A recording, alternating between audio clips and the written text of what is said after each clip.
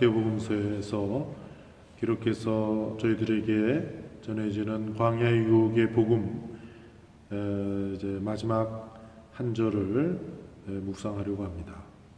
주님께서 성령의 감도로 기록해 주신 이 성경 말씀을 저희들이 올바로 알아들을 수 있도록 저희들에게 성령을 가득히 부어주소서. 우리 주 그리스도를 통하여 비나이다. 아멘. 성부와 성자와 성령의 이름으로 아멘.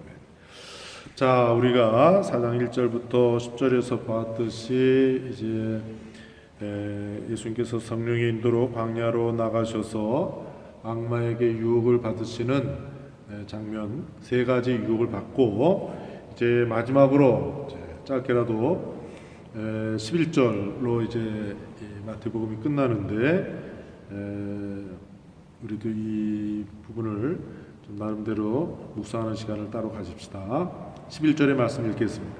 그러자 악마는 그분을 떠나가고 천사들이 다가와 그분의 시중을 들었다. 악마는 예수님께서 성전 딱 꼭대기에 뛰어내리라고 이렇게 했는데, 그러나 예수님께서는 하느님을 시험하지 않겠다, 시험하지 말라고 거부하였습니다.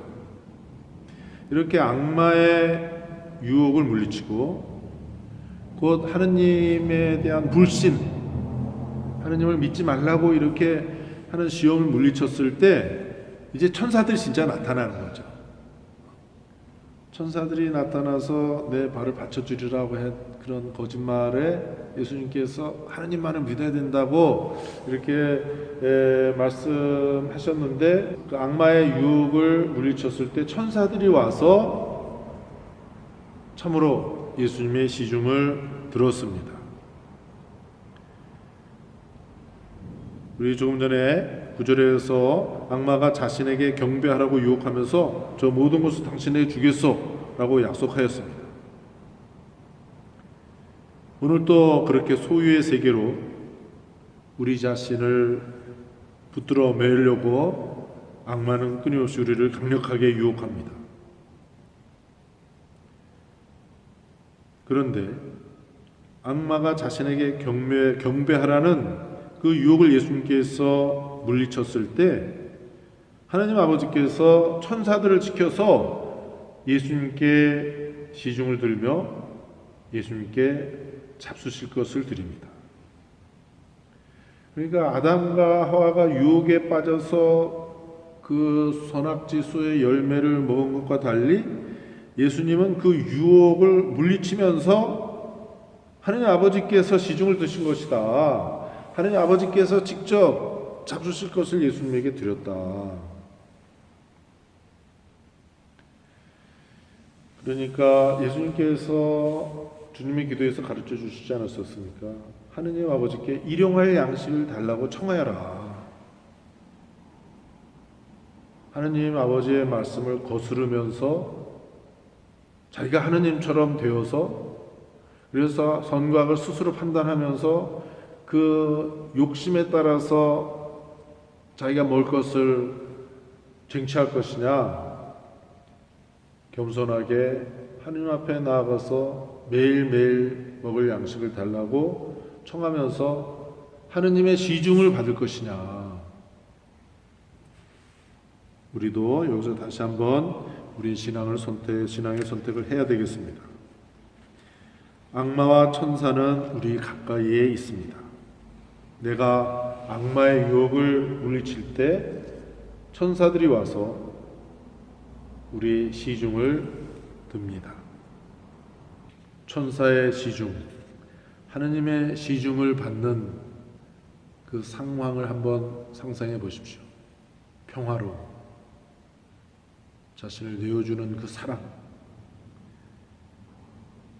그러나 정반대로 악마에게 시달리는 그 아비규환, 자기가 소유하려고 모든 나라를 자기 손안에 쥐려면 얼마나 바쁘겠습니까?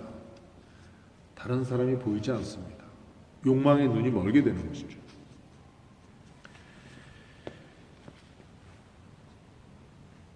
(4장 11절에) 보면은 악마가 그분을 떠나가고 천사들이 와서 그분의 시중을 들었다고 했습니다.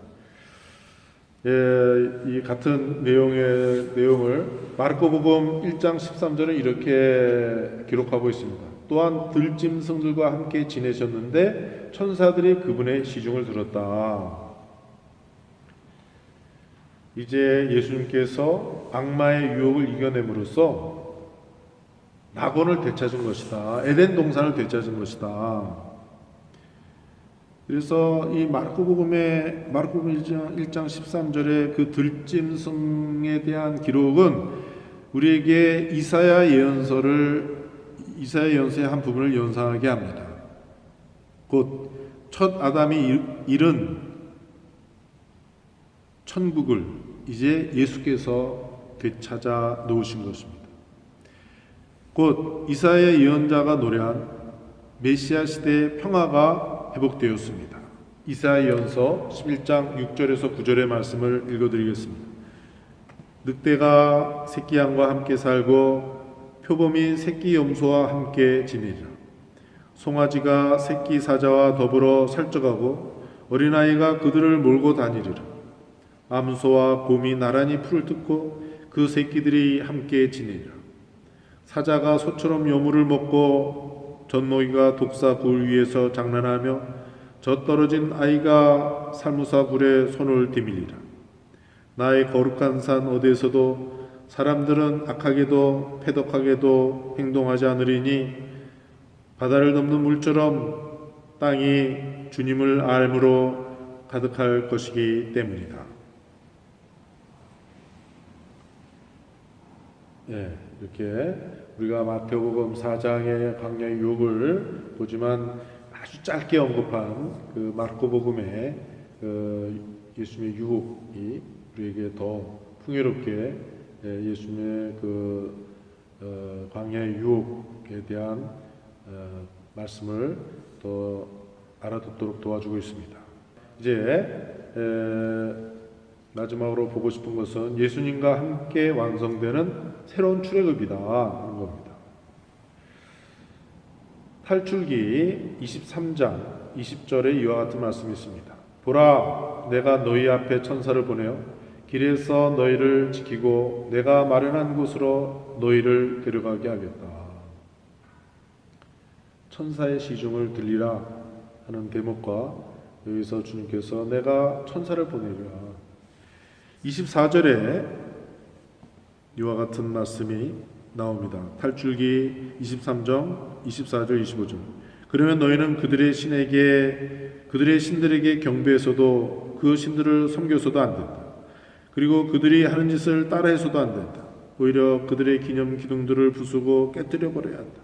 너희는 주 너희 하느님을 섬겨야 한다. 그러면 나는 너희의 빵과 물을 강복하고 너희에게서 질병을 없애주겠다.